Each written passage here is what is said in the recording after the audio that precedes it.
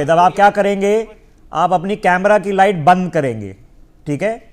मुझे आपको देखने की जरूरत नहीं है, आप कैमरा की लाइट बंद करिए, ठीक है। I just want to listen to you, your commentary is good enough Javed, okay.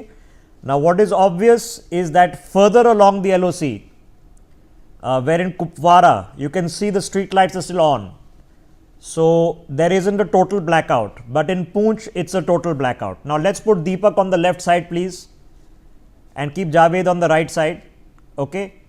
So Javed is telling you that yes, there is intermittent explosions that are being heard. Let's brand these windows so we can put the location on both sides so we can follow along. That's not required at the top please.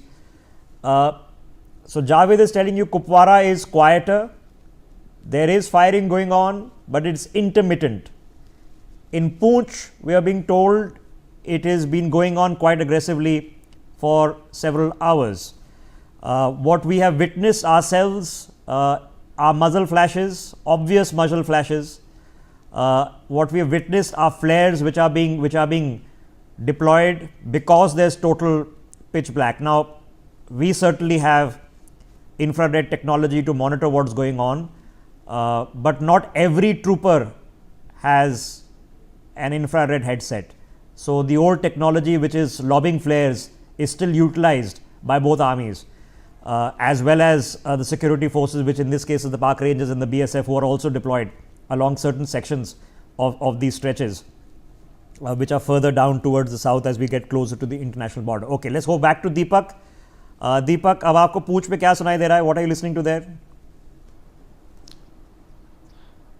देखिए, bombing की आवाजें लगातार आ रही हैं और ये पूरा खुला इलाका है, तो तीनों तरफ से, जिस तरफ से मैं मौजूद हूं, जिस तरफ मैं खड़ा हूं, उसके तीनों तरफ से बॉम्बिंग की आवाजें लगातार आती है। उसके बाद वो कुछ देर के लिए रुकती है, यानी 30 या 40 सेकंड के लिए रुकती है और उसके बाद फिर गोलियों की गड़गड़ाहट शुरू हो जाती है। अभी भी लगातार बॉम्बिंग की आवाज आती है और बॉम्बिंग की जो आवाजें हैं वो भी बदल बदल कर अलग अलग लोकेशन से आती है और उसके बाद जो उसकी साउंड है वो भी लगातार बदल जाती है।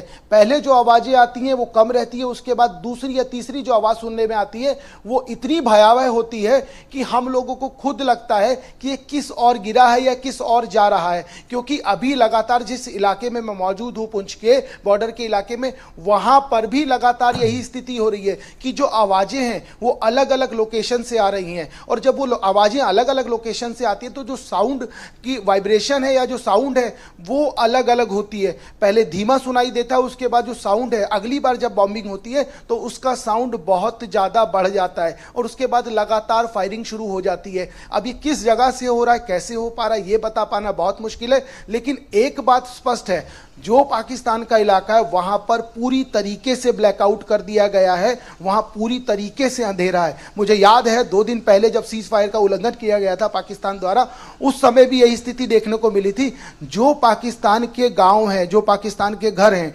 वहां पर तकरीबन रात के 9:55 का समय था।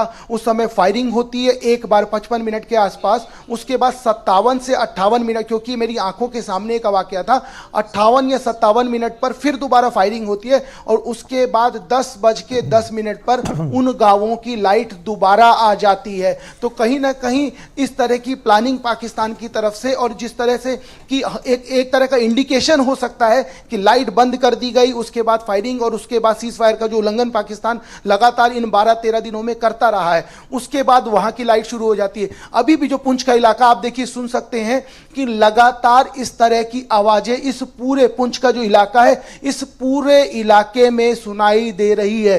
फिरनी डेरा एक जगह है, वहां पर तो आवाज इस तरीके से सुनाई दी कि ऐसे लगा कि मानो जो भी बॉम्बिंग हो रही है वो हमारे पास आके गिर गया हो, इस तरीके की आवाज थी। उस जगह से हम मूव करके अब जो दूसरा इलाका है, जो बाल्टी और ग्वाल्टी का इलाका है, वहां हम मौजूद हैं। वहां पर भी लगातार इस तरह की आवाजें सुनाई दे रही है।